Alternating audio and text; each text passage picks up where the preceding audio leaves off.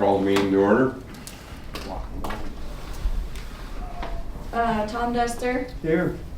Scott Holwick, Here. Roger Lang, Here. Renee Davis is not here today, Dan Wolford, Yes, ma'am. Ken Houston, Here. Wes Lowry, Here. Kevin Bowden, Here. Hope Bartlett, here. Alan Smithline is not here, Nicole Halpin is joining us remotely, Joe Mahalski, Here. and Heather McIntyre is here. Councilmember Christ is with us today, and Councilmember Martin is not here. All right. But you do have a quorum. Thank you. Very good. Very good. Let's go over last month's minutes. Any questions or concerns about last month's minutes? Mr. Chair, I'd move to approve last month's minutes as submitted. Is there a second? Second. Okay. All in favor, say aye. Aye. Aye. Motion's been made and approved. Thank you. Kevin, you ready for a water status report? Sure. Flow of St. Rain this morning was 19 CFS. The 125-year historic average is approximately 17 CFS. The St. Rain is under a no-call condition. The column in South Platte is North Sterling Canal, and that's a priority date of 1922. Ralph Bryce Reservoir at Button Rock Preserve is at an elevation of 6389, which is approximately 13,900 acre feet in storage, or approximately 10.8 feet down from full. Union Reservoir is at an elevation of 25.8 feet, or 11,170 acre feet, and it's down approximately, I'm not sure if that's right. It's down about 4 feet. Basin reservoirs at the end of November were 68.5% full, which is about the same as it was last year. So, any questions? Kevin? Thanks, Kevin. Any public invited to be heard? No, I do have one agenda revision. I'd like to add an item C under items from staff for Button Rock Forest Stewardship. Just a verbal presentation Item C under where? under 9C, Okay. And it's Button Rock. Button Rock Forest Stewardship update. Okay. Thank you. Okay. Wes, you got a lot of stuff for us, I see today. Yeah, None and none? no development activity for this month. Anything else you'd like to tell us, or? Not on development. I think there'll be some for you for January. Okay, very good. All right. Cash in lieu.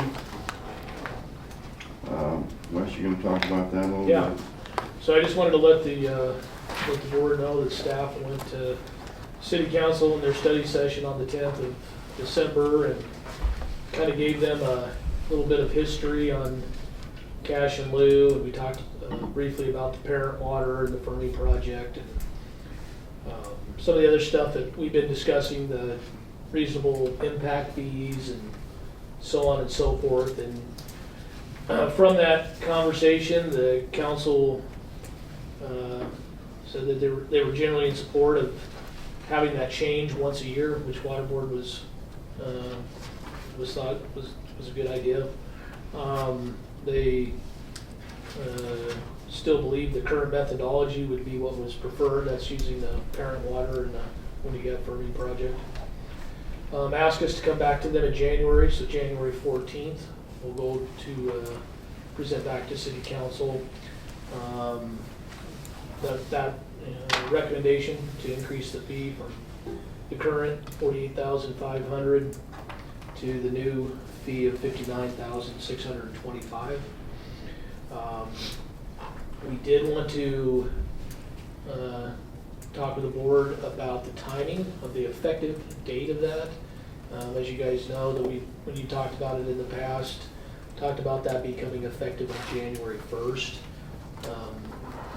probably don't need 12 months lead time.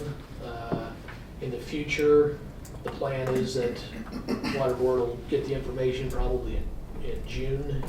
Maybe if there's a need or the data suggests making a change, we take that back to City Council in the fall, probably before budget cycle, so around September. And then it would become effective in January 1st, so that the development community would have time to respond to that. However, for this particular change, staff would suggest and throw out that it would become effective May 1st. We want to have a conversation on what the board thinks would be a appropriate date, enough time for the board, or for the development community to be able to react to that change. They already know it's probably coming, but that would be the action that would make it definite. So we're looking for a little clarity on what you guys think would be appropriate date effective. So other than that, Has the word gone out to these people about how much it's changing? we've had, So that's not a complete yeah, for the surprise last right now. 6 months, we've been preparing them for an increase and telling them that the data is suggesting it's 59,625. So when it becomes effective, it will not be a surprise, but we still want to follow the procedure of when council makes their action, of giving them that affirmative date that it's now set by resolution. This will be the new fee, and it will be effective on whatever date you decide. Scott? Is there any reason that it couldn't be earlier than May 1st, or is that kind of what staff suggests should be the earliest? In other words, what are we negotiating here, or is it just, Well, I because we think, clearly want it to be, I think, as early as we can get it in, because we've been talking about it for a good 10 months. so the thought is keeping it relatively consistent to what they might expect. If we take it to city council, say, the first week of September, and it becomes effective January, you're talking a 3-month period. Gotcha. So if it goes to city council on January 10th, you can make it March, April, like May 10th, but we're trying to start at the first of a month. It just seemed to stand instead of some non-first of the month date. There's nothing special. It seemed like it could, in my opinion, it could be April 1st or May 1st, seems very reasonable, and just leading towards May 1st, 2 weeks. What's gonna most likely happen for the development community that has deficits that are intending to use cash in lieu, whenever it is? They're gonna come in probably the week before and transfer or pay cash in lieu of water rights received. It's not gonna, so in that regard, I don't think it really matters in terms of the amount of monies that the city will receive, and to err towards giving them a couple extra weeks of what they would normally have.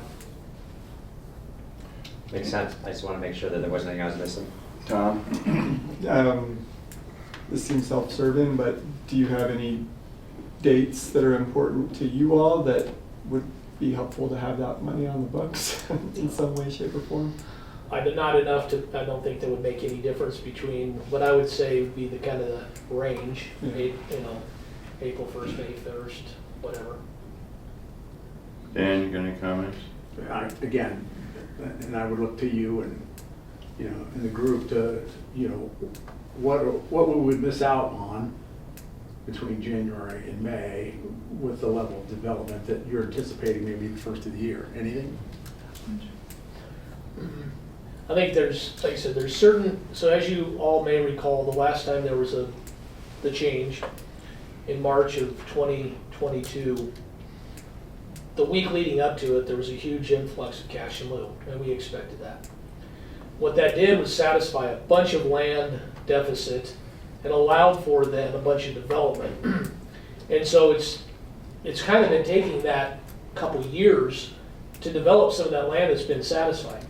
And so what's happened is there's now getting to where new developments are coming on that need to thus satisfy their deficits. Many developers have been acquiring their own non-historic water. When they do that, then it kind of becomes independent of cash in lieu. At that point, it doesn't really matter. But there are a few that want to, either out of simplicity or whatever, are going to want to do cash in lieu. And with that being said, we've been having conversations with them. And if it was gonna be effective February 1st, we'd probably just see more money in the end of January. If it was in April 1st, we'd see it in March. I don't think it's really gonna make any difference. Anybody want to propose a date? Do you require action, Wes? Not really action, but just, I think more just a recommendation that we can forward to city council. Dan? I move that we go with staff's recommendation then. I would second that. Okay, all in favor? Say aye. Aye. Okay. Yeah, let's make it happen in January next time. That's our full intent. We'll get there. We're getting there. We Okay. believe we will be there. Yeah, I thought that was a pretty good, I attended the city council meeting and did a nice job, both of you, and seemed like everything that we were recommending was accepted. Yes. Unless you have any comments, Diane, that it wasn't? That was a great presentation, well thought out. As I mentioned, you were answering questions as they were occurring to me, so, yeah. And I think most of the council felt like they had a clear understanding of where you were going, so. Good. Good. Thank you. So that's like a slam dunk, we like those. Okay. All right, thank you. Thank you. Water efficiency master plan update. Is that you, Hope? That's me. So basically, I'm just coming before you all one last time to get any additional comments or questions before we go to council. And I'm just requesting your approval of the updated plan draft with any edits based on public review or comments. We'll incorporate the appropriate edits based on our public review period, which ends on January 6th, and then we're going to council on January 14th. So just requesting your approval of the plan to move forward to present to council. Anybody have any comments about? I met with Ken and Hope a few weeks ago, and one thing that came up, and I thought I'd just throw it out to you guys, see what your thoughts are, but maybe Ken, you could explain. I've always wondered why some of our golf courses are watered with potable water and some are not. Maybe you can kind of give us a quick synopsis of Yeah. who's doing what and why. Okay. Good, because that's a subject that always interested me too. We actually have 3 public golf courses, 4 courses in all. Private, Fox Hill Country Club. It's irrigated with raw water from the rough and ready ditch. The 3 public courses, of the 3, 2 of them, Twin Peaks on 9th Avenue and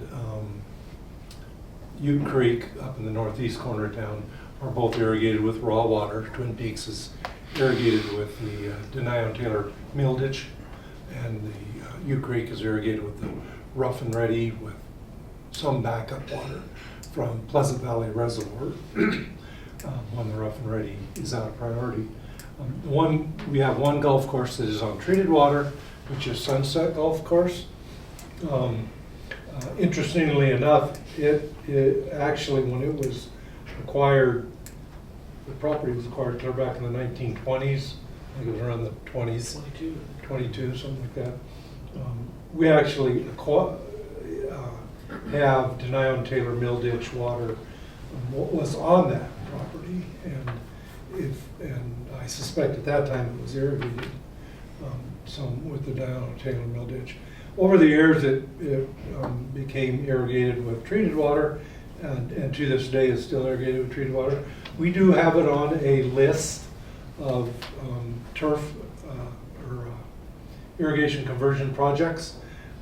It's a much more expensive project, a little more involved, so that we hope someday to be able to get there, and then we'll have all of our golf courses. We're really looking at the bigger parcels of property that are adjacent to ditches or have access to raw water. And so someday that'll happen, but yeah, it's the one that's still What's some of the reasons why it couldn't happen sooner than later, or is there some capital costs associated with the Some change? pretty significant capital costs. The ultimate plan, there's two options. One is to pump directly out of the Denham and Taylor Mill ditch and irrigate, but that becomes pretty difficult without storage. The other option is to put a pump station at the Isaac Walton Pond, and then you would pump it up to, you'd pump whenever you wanted to irrigate. And that would be, make it a lot easier for irrigation, but a little bit bigger project because you have to go all the way up Sunset and around. There are two options. But it's mostly the cost of developing that system and staffing to actually do that as a project.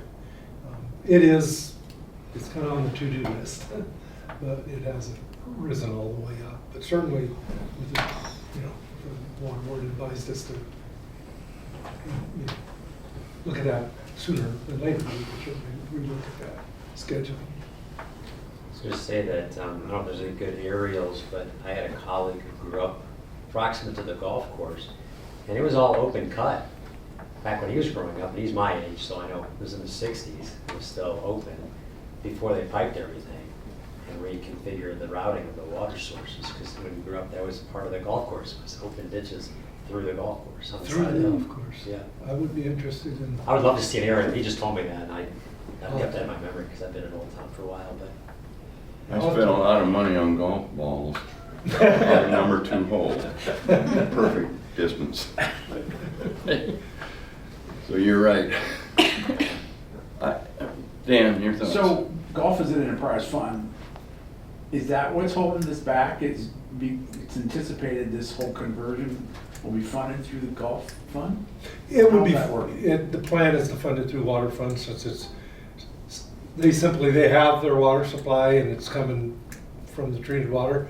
So the conversion to raw water is more water related, water conservation for us, utilizing the Nednow and Taylor Mill ditch is a lower ditch as opposed to our water supply coming up from the upper ditches. So it's fitting it in the overall water fund, which has a lot of competing interests, including a new water treatment plant and lots of water lines that need replaced because of their age. But that's really fitting that in priority. Could the golf fund it earlier and be reimbursed?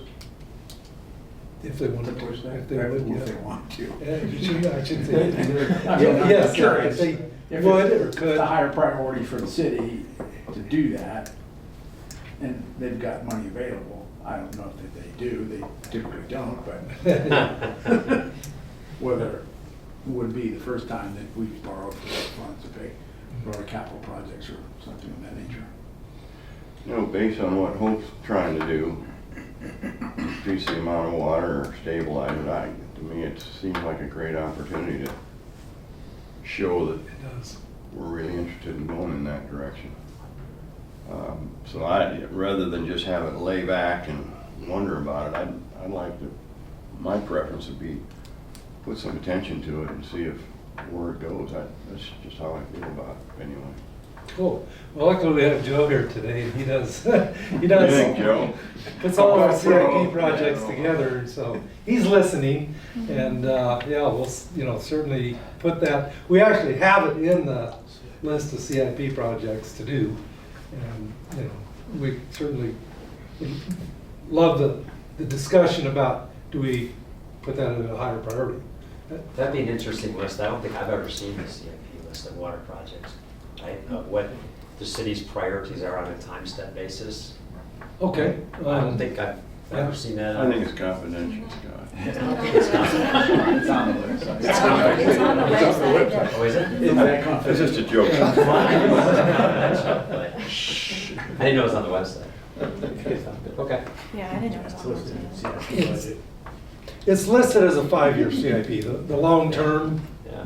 longer than 5 is not there. And that's really, we're kind of looking towards 20 years almost. We think out That really falls into the category of the water master plans, which we do have those. Yeah. And I doubt the detail of the 20-year plans are in, that much details in the actual final one. We can check that. But yeah, that's a wonderful, that's a great presentation and a good thing to look at. So we certainly can do that, because that's a really good area for policy advice. Not, you know, we feel the plans are very well thought out, but certainly policies such as prioritizing water conservation or water efficiency Yeah, efforts yeah. compared to projects is good, so. Well, I'd like to have somebody show, you know, I mean, us just take it off the back shelf and put a little light on it and see where this thing goes a little bit. Okay. And Got savings as over far as a time, list, so. it'd be interesting to see. Yeah. I'm trying to find it. I'm gonna show it to you if I can find it. Just use the search function, it'll probably be the easiest. Actually, CIPs. Yeah, but somebody's paying for that water. Yes, exactly. I'm assuming Sorta. Water Resources is paying for the Gulf's water, right? The water fund does, yes. Yeah, so the sooner you did, I mean, obviously, raw water's cheaper to irrigate than, you know, so. Far cheaper, yeah. Sooner the better. Yeah. Well, it is a 273-page document, and it is 23 through 27, so we're halfway through. So, right? Yeah, Each I of haven't those. looked at the. It's findable. I found it. Oh, shit. Well, Ken, maybe down the road, you can kind We of will. give us a little snapshot of what we're asking We'll for, even- how, you know. We'll even put I it just on think the it makes sense water to- boards, yeah. you know, our list of future Yeah. projects. Yeah. We'll put it on that to bring it back. Yeah. I think that'd be a real good idea. Just checking in with you, Hope. Ken's been talking a lot. Are you doing all right? Good. Good down here. A little side Hope joke everyone's here. seen it. I know, Okay. Maybe Ken's we should stealing have my our thunder pictures. in this stuff presentation. Oh, yeah, yeah. So, to your point, you're asking for us to move forward with it, or Approve the, yes. any other comments or concerns about her report? I'm just kind of curious as to like how Longmont compares with other municipalities in terms of like this type of planning. Do you feel like our sustainability plan is, I mean, of course you're biased, I'm sure, but that's fine, you know, better or equivalent or better than other municipalities around us? So this is a state guideline that all municipalities who provide a certain amount of water have to do. Yeah. And there are guidelines for the plan. So we're meeting those. And our plan looks very similar to other entities like I Fort got Collins and this. Greeley. I got the sense from earlier discussions though that we were kind of, I mean, we had a plan in place before the requirements were in place. Yeah, we've had a conservation or efficiency plan since 1996. Yeah. So that's good. That's before the state mandated it. So yeah, we're doing well. We're along the right path.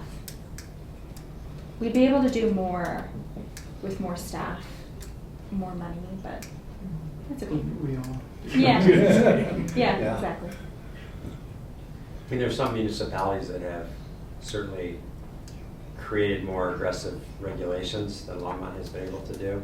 Mhm. But there are also those that are developing a lot of property really quickly and in a position to be able to make that more meaningful, Yeah. in my opinion.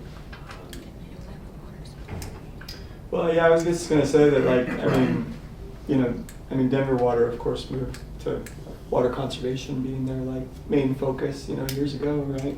But that was out of kind of need, right? Yeah. And like, I mean, I'm sure we have needs as well, water needs, but at the same time, we're pretty well off relative to our kind of, Yeah. peer cities or something. And so it's just commendable that we put enough, or, as much effort into it as we do, even in the face of really maybe not needing to as much as others. Okay, so I guess what I'm hearing is we're satisfied with the report. Great. And we want you to move ahead with it, Sounds good. Thank you. unless there's anything else. Anything else you need, Hope? No, that's all. Thanks. Okay, all right, thanks. Okey doke. Ken, Windy Gap? Before I do that, let me, oh, no, okay. Sorry. Yeah, do you? Yep.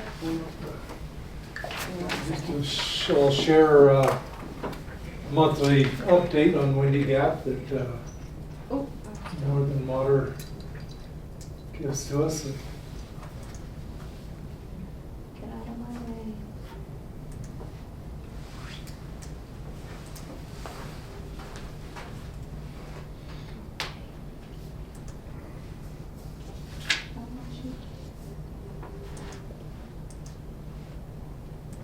Sorry, I'm trying to get into the previous.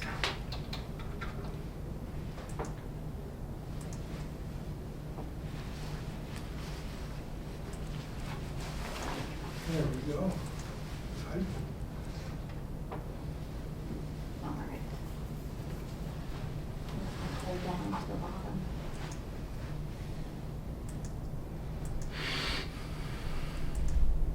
There we go. And I think you'll have to scroll down again to get it. It's touchy, huh? That is really.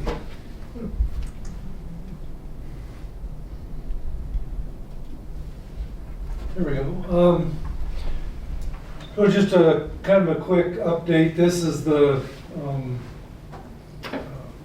interconnect between the piping for the Chimney Hollow project and the Carter Lake project. One of the major projects was to connect the projects together. This is how water will get back into the CBT system. It's now been completed, and one of the nice things about this project is we're going to keep saying things are completed. Major parts of this project are being completed. This interconnect should be wet tested this week, and so it should be hopefully done and complete. In fact, they should be now running water. While this work was going on, we couldn't run any water into Carter Lake, which it wasn't a concern, but Carter Lake was only about half full, so it was time to start running water in it. This time of year it normally fills. So that part of the project is done. The saddle dam on the south side of the project, there's a saddle dam to keep the water from going on over in the Little Thompson Valley. That saddle dam is complete with just a little bit of minor toe drain work to finish.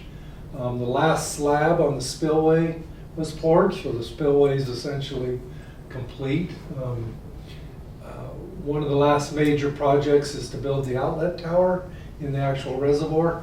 It couldn't be built until the inlet outlet tunnel and piping and all that was done. That's now done. There's a huge major slab that basically holds the whole outlet tower in place. It's done, and then now they're going vertical on the outlet tower. So that's the last major part of the project to do. They actually have started to cut staff a little bit on their workers because of the parts of the project that are getting complete. The archaeological dig on the south side of the reservoir is done. Everything's been put into archives. There isn't anything else out there. You always worry a little bit about archaeological finds on your reservoirs. They can tend to hold you up. And luckily all the archaeological sites, cultural sites, were not actually in either of the two dam footprints. So nothing really big other than, this used to be an area where they butchered bison, so they did find some, but that's all done. The best thing is we just went over 300 feet Yay. on the dam, so it's now the tallest dam on the east slope of Colorado. Blue Mesa on the west slope will still be taller, but it's really significant to hit that 300 foot. And so at the end of this year, we'll be a little bit ahead of schedule on the construction of the main dam. And hopefully we'll have reasonable weather, and if average weather occurs in January and February, which is typically a little bit drier around here, we should get another 16 lifts of asphalt, so that should put us up around about 320 feet. So we're really good even on that. Update on the valve house. Schedule on the valve house is still a little bit challenging because of the valves. You may recall we ordered the valves before the project even started.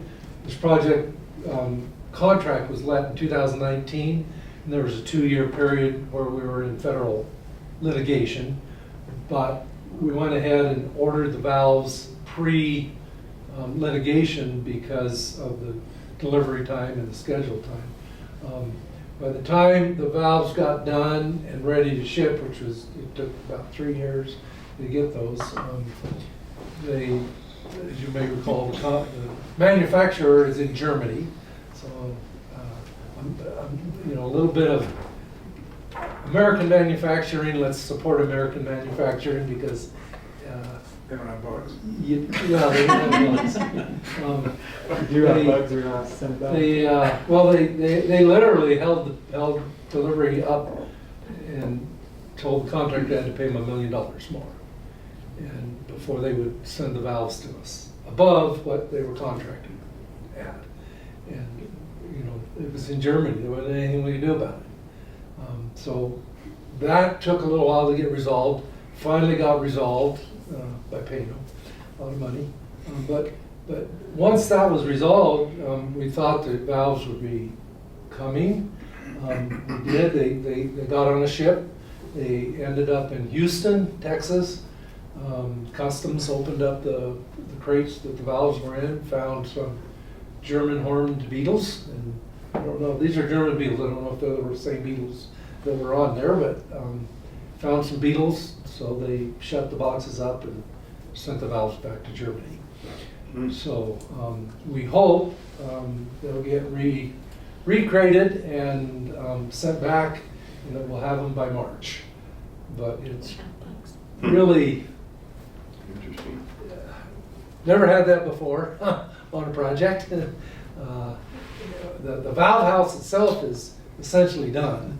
I mean, it's built and the valves would have been put in place and the building built around them, but now, I mean, there is a gantry crane, so when you have to do maintenance, you can, so now we'll have to use the gantry crane, in-house gantry crane to put the valves in, which makes it a little harder, but still doable. Quick update on the contingency amount, which is what you're always kind of worry about a little bit. There's $76 million contingency. Currently, 25% of that amount is uncommitted. It's around $20 million. That's pretty well, the best estimate is that all will be committed before the end of the project, because there's another number of change orders that are being currently negotiated and will occur as the project, but it's looking really good from a funding standpoint for completion of the project. And then in terms of scheduling, we're right here, just as we talked about, we're a couple lifts ahead on the embankment, so we're right here on the curve, 85% done with the project, so that's really good. It is expected, again, that in August it'll be completed. But the actual embankment should be completed late spring to real early summer. Just having conversations right now with the state engineer's office about when we can start filling a little bit of water in there. Basically, when we get done with the embankment, they're probably gonna let us put some water into it. So we may be putting water into that June, July even, but hopefully August at the latest, start putting a little bit of water in. Of course, we can only go 1 foot a day, so you can't put a whole lot of water in there at the start. But we do expect to be putting, hopefully have some ribbon cutting and turning of a valve and putting a little bit of water in there by mid summer this year. So that part is good. And then the component project, the Colorado River Connectivity Channel, again, I mean, it's done. We've had kind of a grand opening on it, but this was got a handrail right up here that needs to be installed, a portable generator connection, and some protection to some of the hydraulic lines. This, if you can see here, is the key, operating stem that operates. This is the flood control gate. When the Colorado River gets really high, those gates will drop down, and a quote flood would go on through the reservoir and over the spillway of the reservoir. This is the normal operating gate where you would deliver water to the reservoir, the Windy Gap Reservoir, for pumping. And then you can see right here, this is the main channel, the new connectivity channel. This is a training wall that goes clear across the valley there, which is a really good feature of this. I thought this was just a shot I hadn't seen before, so I wanted to put it up there. It helps, you can understand a lot better how that system works by looking at it. So this is basically normally a uncontrolled overflow past the diversion structure, which is the connectivity channel of the Colorado River. Obviously, if this gate is opened up, this is all the same elevation, so you'll always get water going down the Colorado River. And this is only would drop down and allow the floods. So thought that was a great shot. Highway 40 is on the backside right up here. You can't see it, but it's right up here. And you can actually see the structure on the side of Highway 40. So that's all there is. So we're getting excited. We want to see this project done, and it's going well right now. So you have to answer any questions. If not, that's kind of where we are here at the end of the year, and it's going well. Questions? Ken? Just one quick comment before I gloss on it.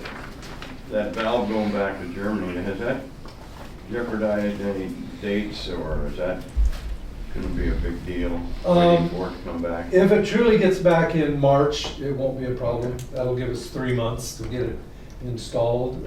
I mean, it's not as simple. I'm making it sound a lot simpler than it is. Bringing down the crane, drop it in place, and bolt it together. Yeah. It's nowhere near that simple, but what you would like to, what you will need to, is once you put it in, you got to hook up all the control lines, and you got to test it, and then wet test it. So I don't think it will. Right now, we do not believe it'll hold up the schedule, but it's getting. Considering it was ordered in 2019, it's cutting it as close as I would like to see it cut. But yeah, I should not. We're hoping if we do get it in March. Tom? Yeah, I had a couple questions. So you mentioned the spillway, and I guess I hadn't thought about that. Where does the spillway go? It goes. I don't really have any. The spillway comes off the dam, of course, is east-west. It goes around on the west side of the dam. It goes down the left groin, down to the base of the dam. It basically follows at the base of the dam clear to almost the right groin abutment, and then it goes down into Flatiron Reservoir. That's what I figured.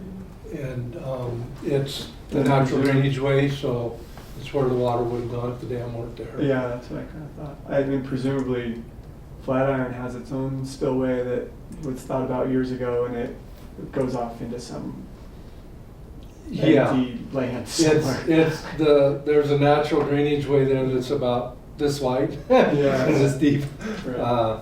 Because it's essentially dry Yeah, it wash. doesn't need to be too much. But there's a pretty decent spillway on Flatiron Reservoirs as Yeah. well. In fact, you can see it when you drive by it. Yeah, I think I remember that. But yeah, it all goes down, then it goes about another mile to a mile and a half, hits Deer Valley, and Deer Valley's north-south. So Deer Valley will turn it and take it down to the Big Thompson River. Yeah. All of that there's really not a creek out there, it's just a small drainage way. And of course, even in like 100-year, 500-year storm, it's not gonna discharge any water. It's gonna take a 10,000-year storm to discharge water. And then only if it's full, Because basically, we're sitting on top of the hill, because Yeah. we're building a Yeah, the water containment dike on the south side. So. But we are on the east flank of Blue Mountain, Yeah. and that goes up about a couple miles up the side of the hill. So there's, there will be times when it drains. And then regarding the hope to fill it this fall, I mean, all of that water is just wet year water that's going to be filling that reservoir. So is that contingent upon us having a wet year, or is it, or do they have some special first year filling kind of plan? Well, in the negotiations on the construction of this reservoir, as well as the 1041 permit obtained from Grand County and agreements with the West Slope, there's two water. Obviously, Windy Gap pumped water. It's not likely that we'll still be in the pumping season, but if we can, June and July, there's a possibility we could literally pump some Windy Gap water in there.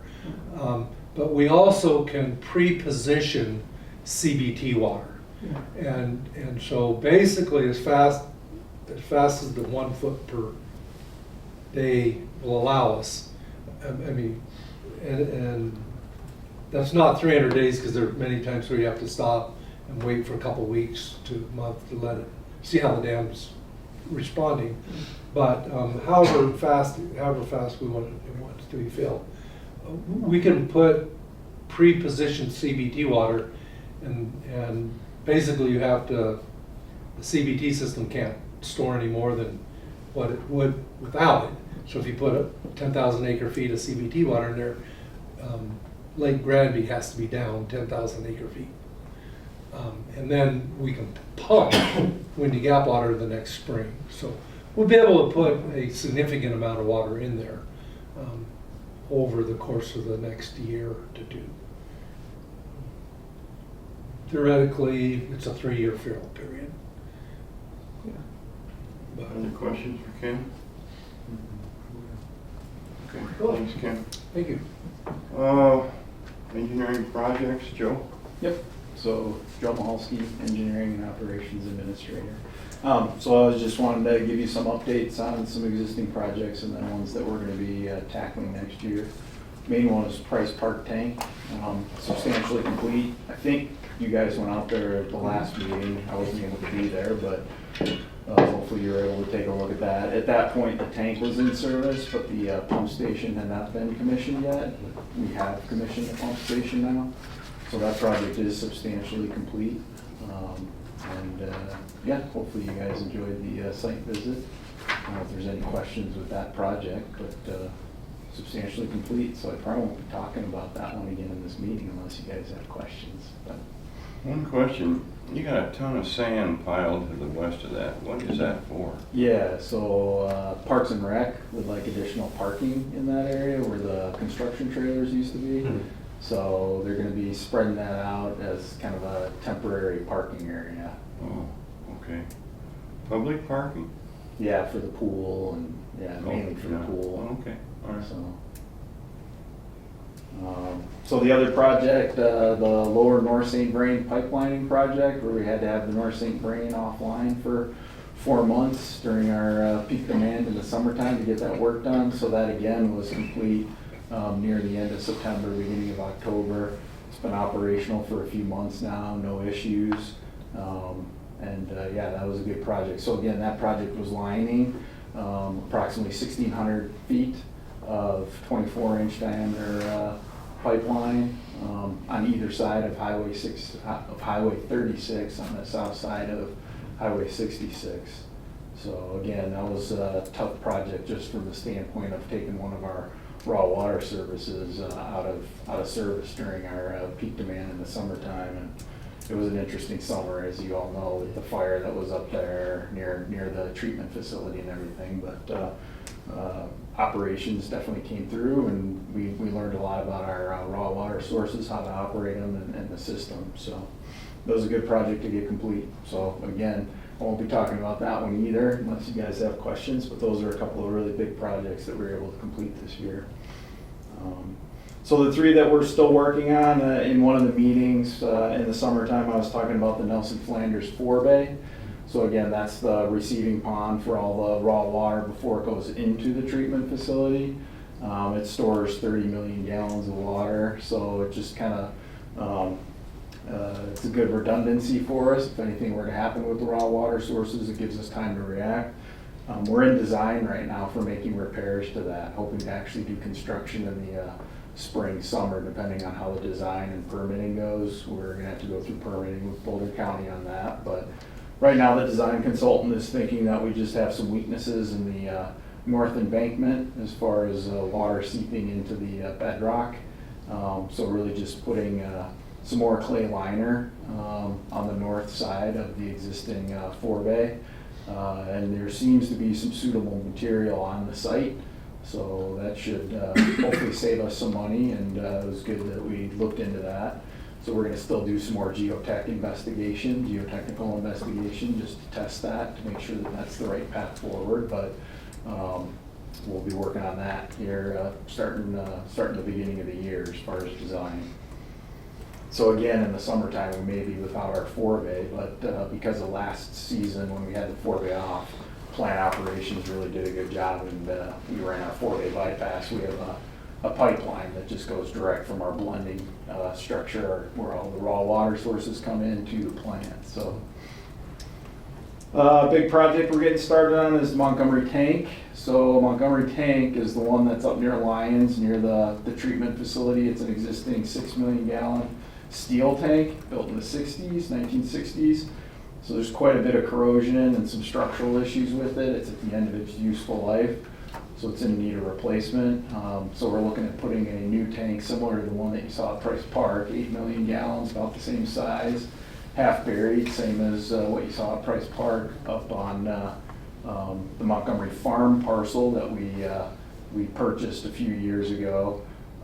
Seems like we just want to construct a new tank just to the northeast of the existing tank.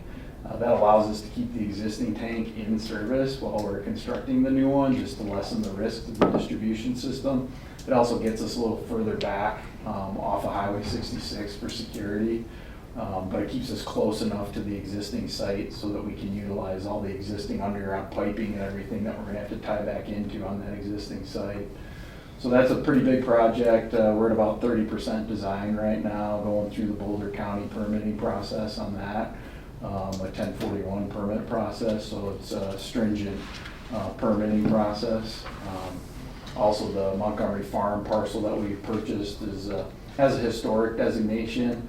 A lot of the farmhouse, the barn and everything, so we're just trying to stay as far away from that as possible, but we have to go through the Historic Preservation and Advisory Board for approval of this. So we'll see how that project continues to move along.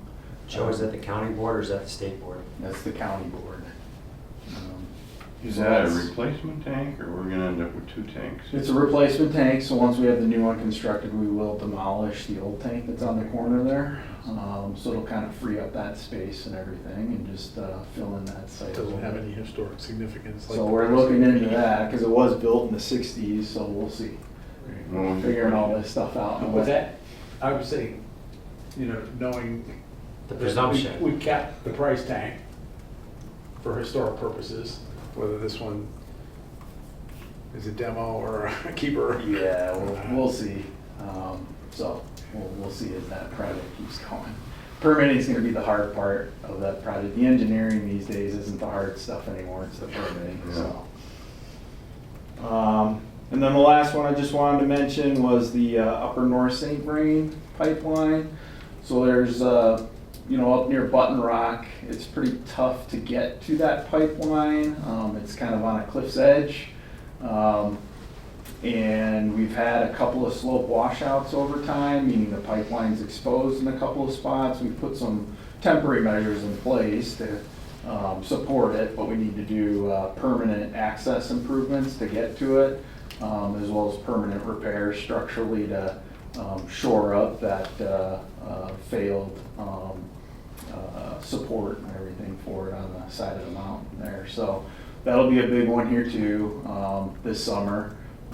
We did put a pretty good contract into place. We're able to use a contractor that has experience with doing mountainous pipeline work. They do a lot of this sort of stuff for Boulder. So we're utilizing them along with our design consultant. So it was a pretty good project as far as at least hopefully how it's set up. Now again, it's into the permitting and what we actually have to do and the funding of it, the funding available and needed for that. But those are, it's a high priority to make sure we stabilize that pipeline since it's one of our major raw water sources. So those are just a few of the projects that I selected to talk about with some of the challenges and everything.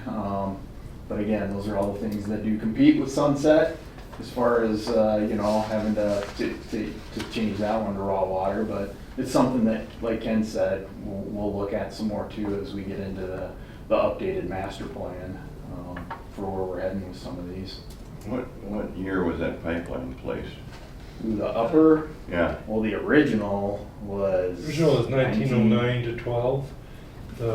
It was replaced in 1946.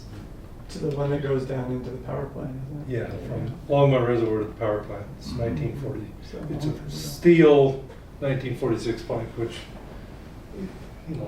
it's. Says in the 946-year-old steel, right? But, it's still actually in pretty good shape.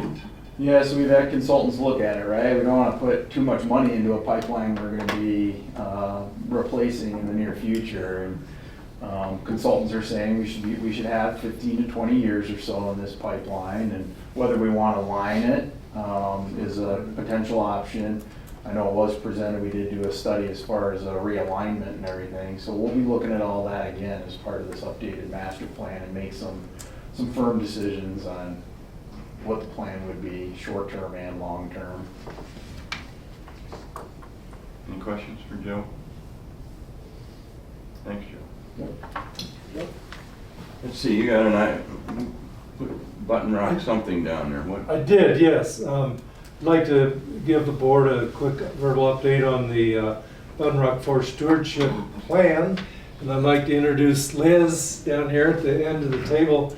She's our water resources forestry technician.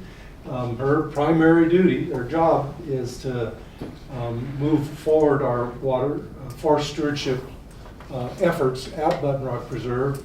Has done some, because she's been able to focus on it over the last about year or so, done some amazing work up there. And want to let Liz kind of give you an update and appreciate all her efforts. Hi everyone. So we actually got the slide presentation working. Did you want me to grab the If you mouse? want to, you're welcome. Just go ahead and sit right there. No, you're fine, you're fine. Just stand up. You can move it wherever you want to. Ready? I'm gonna give you- there you go. right, so I'm sure you're familiar with Button Rock Preserve, is 7 miles west of Lyons, about 3,000 acres. This here is a map showing the wildfire risk in the area. So this cherry red color that is surrounding the reservoir is at high risk. Burn probability, very high probability we're seeing up there. And then this is expected fire intensity. That red color is showing the highest level of intensity. So that brings us basically to why we do what we do. Main thing is watershed protection, reducing that wildfire risk, and then also focusing on the ecological health in the area. We get a lot of our guidance from the Forest Stewardship Plan that was created in 2017.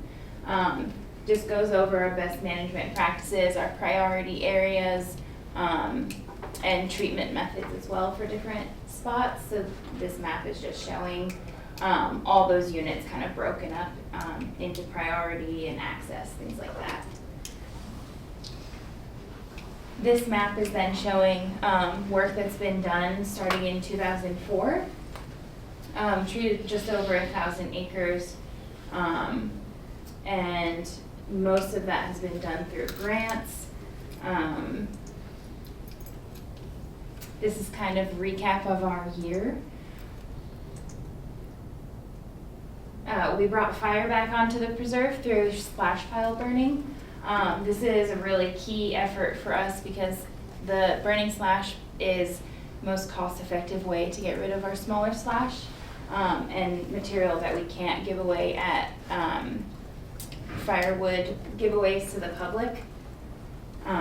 So we have various burn plans and permittings that are in place, and this past March we got a big enough snowstorm that allowed us to burn 100 piles on our property, and then just neighboring our boundary line with Boulder County on Hall Ranch about 560 piles. This is a continuing effort. We're building more and more slash piles. A lot of areas are on the docket for this coming season to do some pile burning. And it just allows us to, again, get rid of that slash in areas where we can't get heavy machines to either chip the material or haul it away. As part of our North St. Vrain Watershed Protection Project, we utilize Longmont County Conservation Corps to help us with a lot of our work. Various fundings through Go Coast CYCA and Co-swap grants. And that was a roughly combination of 64 acres through the preserve. Our main focus was this purple line through our egress. We did a lot of thinning work there to just help us with egress, and then also the protection of Longmont Reservoir.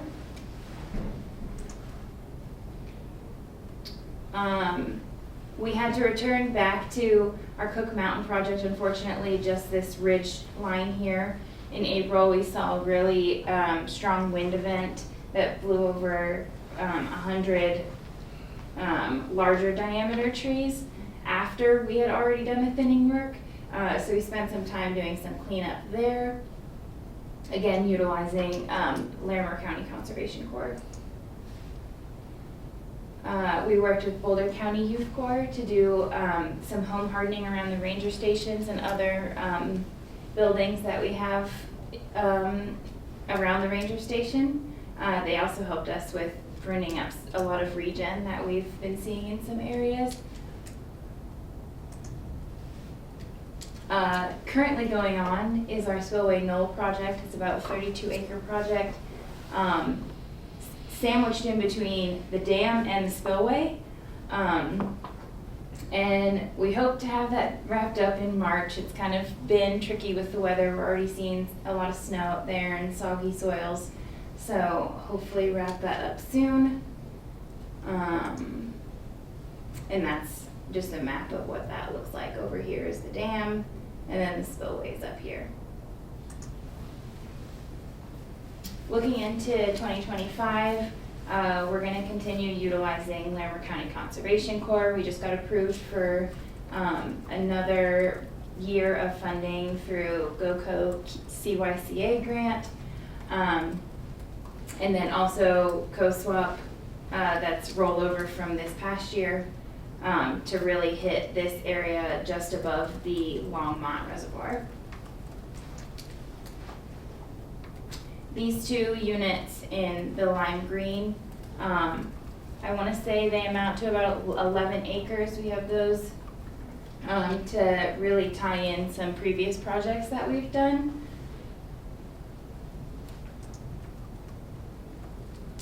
And then we're waiting to hear back from our furworm capacity grant, and that is mainly to fund a full-time staff member as a forestry position, to hopefully increase the scale of our work, focus more on post-treatment restoration projects, monitoring, and then working on project partner relationships.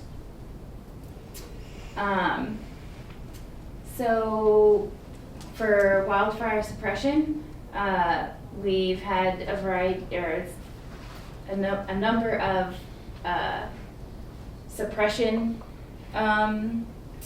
activities going on, either on the preserve or just surrounding the boundary.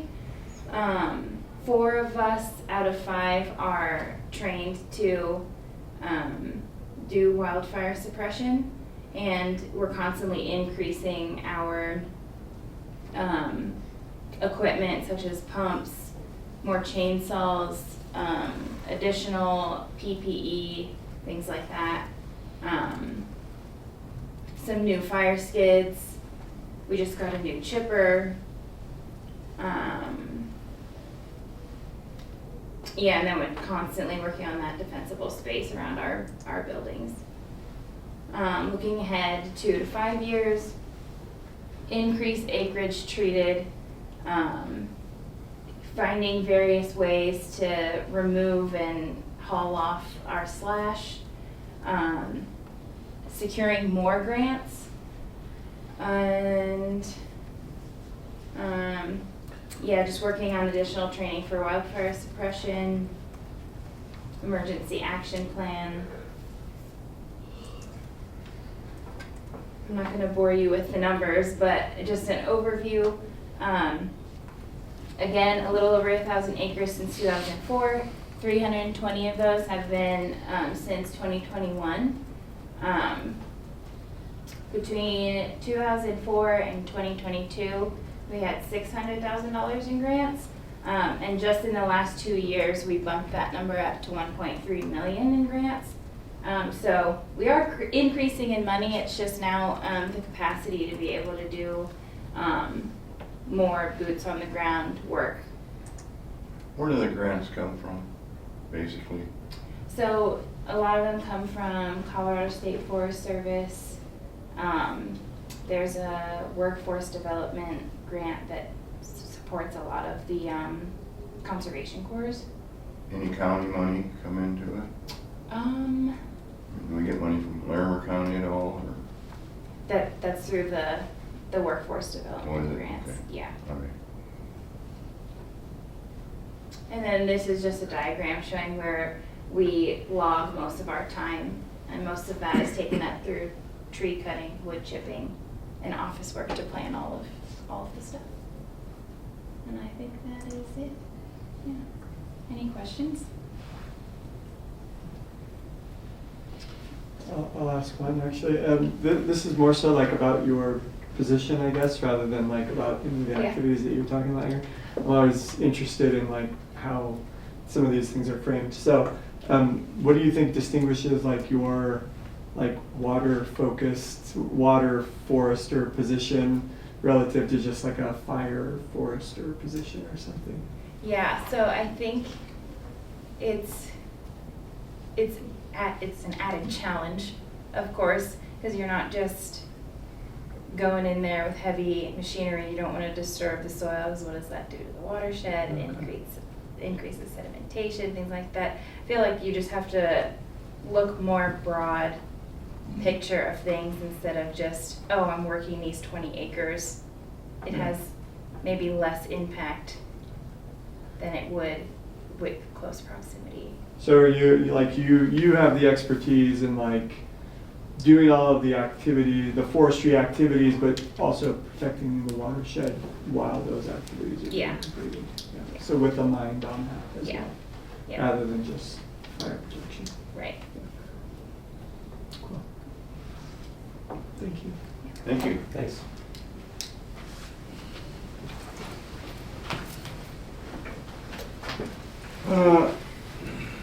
Item 10, Ken, any discussion you want, or anybody else about major project listing?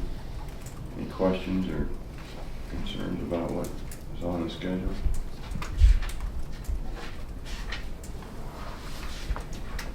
Okay. I think we added one today, right? We did. Yeah. A review of the capital.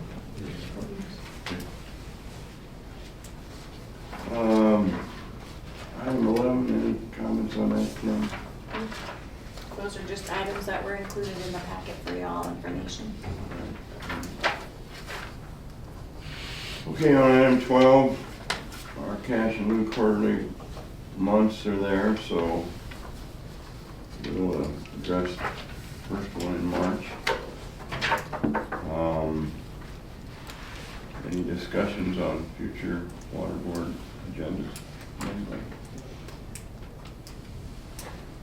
No, really, we just wanted to put it on there, so if there are items, maybe we tend to put stuff on the agenda, but there's things that the water board needs to look at or think about or have on the agenda.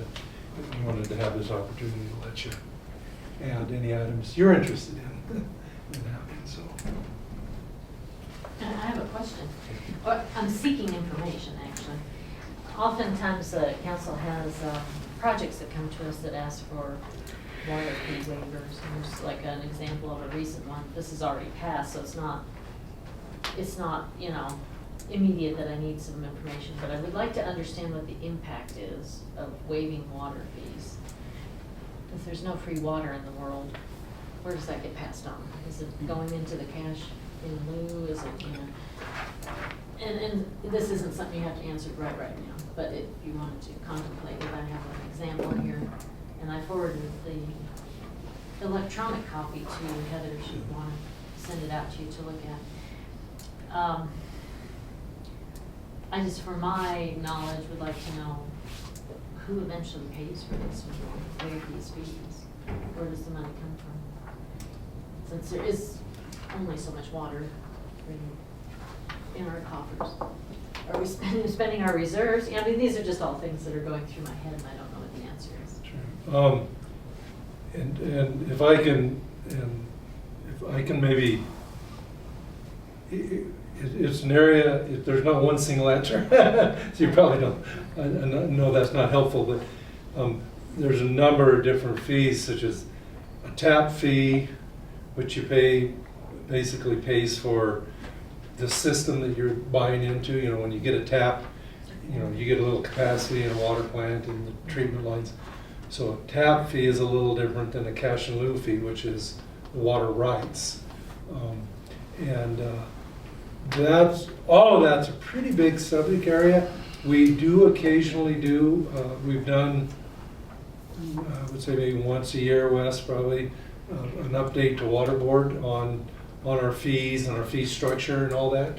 And so we'd be more than happy to bring one of those back again, and have, we usually invite our strategic integration group in, the finance folks that actually do many of those calculations, and we'd be more than happy to do that.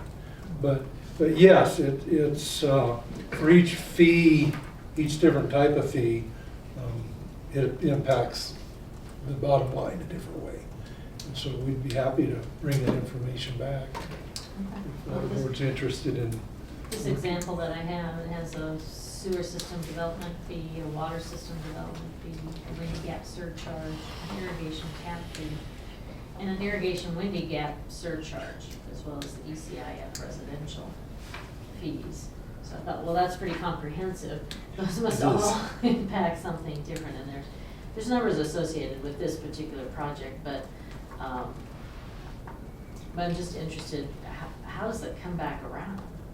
You know, I know the city has a reserve, but that reserve has got to have a finite amount to it too, so how do we know where we are with that?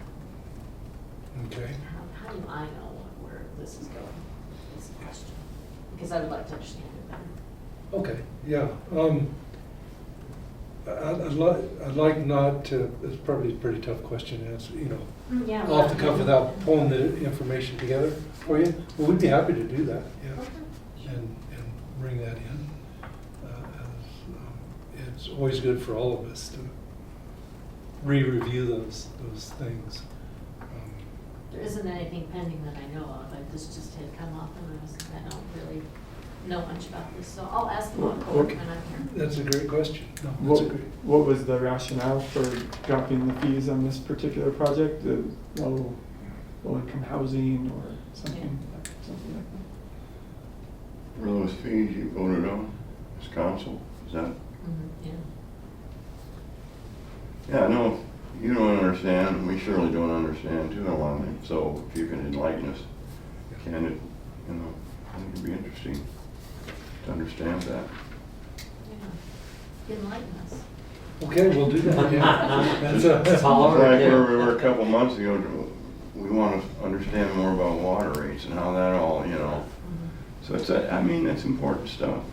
It seemed like in the past when this has come up, the answer was that y'all just kind of absorbed that in some way, that there wasn't necessarily a formal fund that has a certain amount of money in it, but rather just that it happens so randomly and haphazardly and infrequently, really, that it just kind of gets absorbed. Yeah, it depends, and some parts of it even aren't paid by, done by water, and through other funding mechanisms. So it's almost too big to generally describe, but we'll get that. You could even use maybe a case study approach or something whereby think you it- take a project like this and say, okay, well, where did that money come from?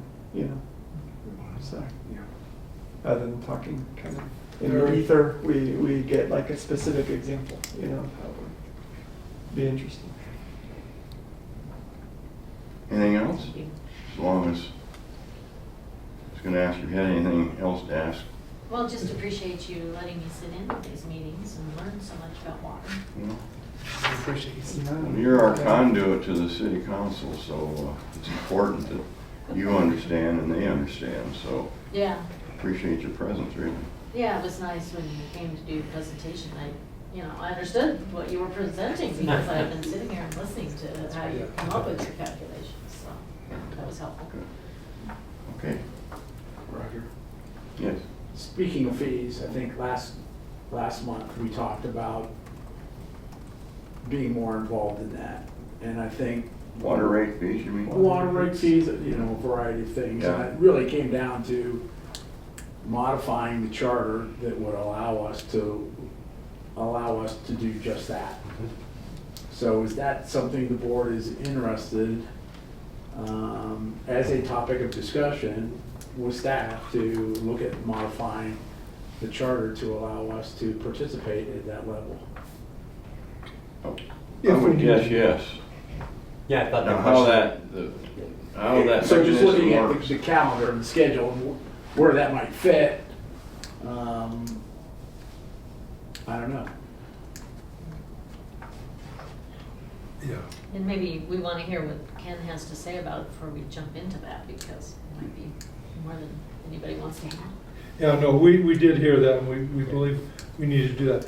You know, we've looked a little bit, we still need to work a little bit more with our legal department, because I think there's a lot of things that can fit within the confines of charge of water board. We just need to define it Yeah. in our processes, and certainly can do that.